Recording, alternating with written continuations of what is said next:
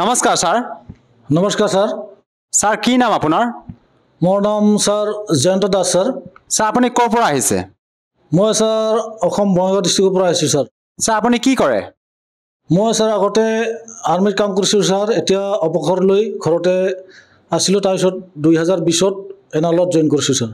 যদিহে কোনো লোকে ধৰ নিচাৰ পৰা পৰিত্ৰাণ পাব বিচাৰে, আমি যে আপোনালোকৰ সন্ত ৰামপাল সমাজৰ শিষ্যসকলৰ তেওঁলোকৰ অনুভৱ আমি যেতিয়া বিভিন্ন ছ'চিয়েল মিডিয়া প্লেটফৰ্মত দেখিছোঁ যে সন্ত ৰামপাল সমাজৰ পৰা নাম দীক্ষা ল'লে নিচাৰ পৰা পৰিত্ৰাণ পাব পাৰি। এই ক্ষেত্ৰত ছাৰ আপুনি কি ক'ব বিচাৰে যে সঁচাকৈ সন্ত ৰামপাল সমাজৰ পৰা নাম দীক্ষা লোৱাৰ পিছত নিচাৰ পৰা পৰিত্ৰাণ পাব পাৰি নেকি? হয়, আপুনি ঠিকে কৈছে ছাৰ। সন্ত ৰামপালজী মহাৰাজৰ চৰণত অহাৰ পিছত নিচা ত্যাগ কৰিব পাৰে, এইটো আমি প্ৰমাণ পাইছোঁ। ময়ো আগতে নিচা কৰিছিলোঁ।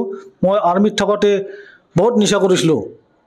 আমি আৰ্মি পাৰ্চনটো নিচা কৰে চবেই, কিন্তু ময়ো নিচা কৰিছিলোঁ। কিন্তু যেতিয়া তত্ত্বদৰ্শী সন্ত ৰামপাল চৰণত আহিলোঁ, তাৰপিছত এই নিচাবিলাক নিজে নিজেই দূৰ হৈ গ'ল। এতিয়া আপুনি নিচা নকৰে? এতিয়া বিলকুল আমি নিচাটো নকৰোঁৱে। কোনো নিচা নাই আমাৰ। এতিয়া আমি নিচাটো কোনোবাই আনি দিব ক'লেও আমি আনি নিদিওঁ বা টাচ নকৰোঁ এইটো। আৰু কোনোবাই যদি তাত সেইবিলাক নিচা কৰি আছে, তাৰ পৰা আমি দূৰত থাকোঁ।